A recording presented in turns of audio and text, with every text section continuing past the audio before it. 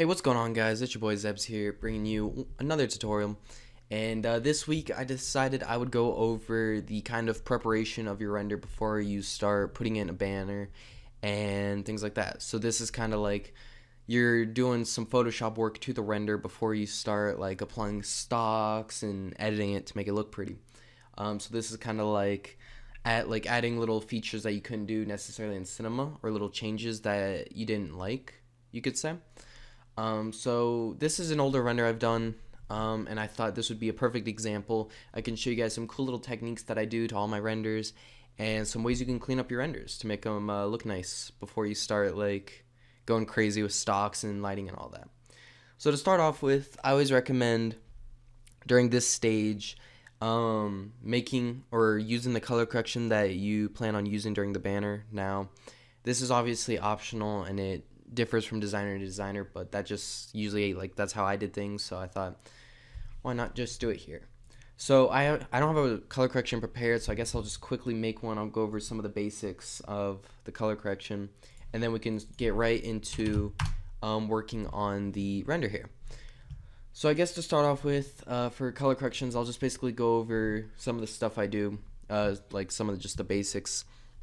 It's not going to be some crazy color correction because, well, the tutorial's not on how to make a color correction. So start off with, I usually just do a gradient map, black and white, black left, white right, set it to overlay, and then set the opacity to 60%, and then go into gradient, grab a gradient, select the white, and make that the color that you want the banner to be. So in this case, since my render is like purple and blue, I kind of want to have that theme of purple and blue, so I'm just gonna make a gradient fill here and just lower that a little bit, and then do the same exact thing, another gradient, and this time I'm gonna make it a dark blue, and then make the white over here black, and then just okay, whoops, actually we're gonna reverse this one, and we're just going to make it 9%, just like the other one, just so it has a good little balance between each other. Next is curves.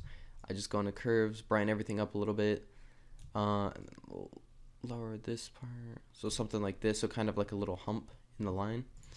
And then once you've done that, you can do a photo filter if you really want to, but since this is just a basic color correction, this is all I'll just be doing today for a color correction. So now that we have our basic color correction down, we can start going into the render and making changes.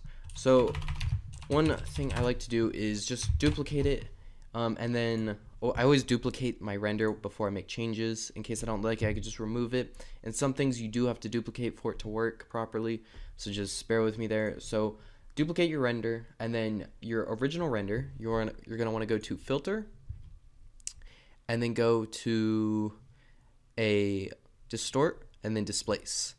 Make sure your horizontal scale is 10 and your vertical scale is set to 10. Stretch to fit, and right here click OK. And then here is where things can differ a little bit, just due to the fact that I'm going to assume we probably have different displacement maps, even if you have displacement maps at all. This is an optional step, but if you do have displacement, I do recommend like trying out some displacement, because what I'm about to show you can actually make your render look much cooler. So I'm just going to pick number 1 here, and as you can tell, if you didn't see what changed, if I deselect the duplicated one, you can see that it's displaced the whole render, and it kind of like has these funky lines on the edges.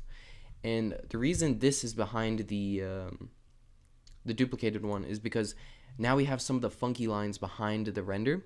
So if I zoom in, like right here is an example, right here, and it just adds a little bit more detail into the render itself. And different displacement maps do different like amounts of little like edges, depending, even if your displacement does that. So just find a displacement that works for you, even if you don't have displacement. Like, this is an optional step. So yeah, so next thing I guess you would want to do is kind of go over this kind of glow effect I can do. So like if I go into filter again, with your duplicated render again, just go into Gaussian blur right here, and as you can see, it's really blurry. But the more I turn it up, you can tell that there's like a glow going on. So I'm just going to drag my duplicated render that I just did behind the render copy here. I'm going to name this main.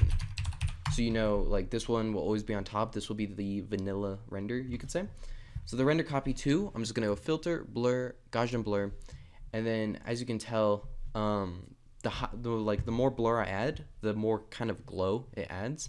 Now, it obviously depends on what you like, how much like glow you want, so like what your plan is. So just kind of find one that looks good with your render, and yeah, so just click OK. I actually like this look, it looks really cool. So once we've done that, we could just duplicate our main one again, and then if we wanted, I guess we could do some lighting a little bit. So say for example, I didn't want this main render part here so dark. This is just an example. So you just color over it with a black brush over the concrete part here. It doesn't need to be like perfect. Usually you probably want to put more time into it if you're actually making a serious banner, but for the sake of the tutorial I just kind of rushed it a little bit. Good enough, I guess.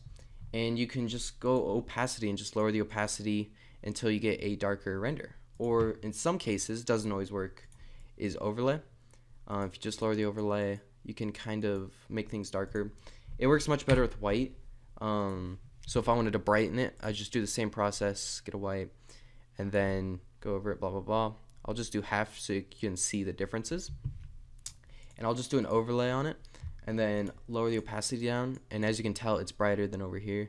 Now obviously you want to be careful with this. There's a time and a place to be using things like this. It doesn't always work for everything, but you can usually get away with it a lot. So that's one example. Let's see what else. Another cool thing you could do is a high pass. So a high pass is a sharpened filter or a sharpening filter. So you do want to be careful with it. So just duplicate it again. Let's call this high pass. I usually don't name my stuff, but I guess for the tutorial I will. So we have our high pass here, and I'm just going to filter other high pass, and you just want to set your radius to 12. And as you can see here, it kind of just makes everything really white and sharpened. So as you can tell, like it sharpened everything, but everything's white. So one way to fix this would just set your blending option to overlay, and this will sharpen your render a lot. Now usually you want to lower the opacity depending on the render, not always, but in this case, since I used a sharp and hard displacement on the little colorful lines sticking out here, I do want to lower it because it is a bit too strong right now. So I'm just going to lower it to maybe 40%. So there's still a difference, but it's not like a massive difference. So yeah, so these are just some basic things you can do. There's always going to be more and more you can do, but this is just kind of like my basic process. A lot of this is just like you're going to want to differ your settings depending on the render you have. So like you're not going to want to have a whole bunch of glow if you're using a black and white render, for example.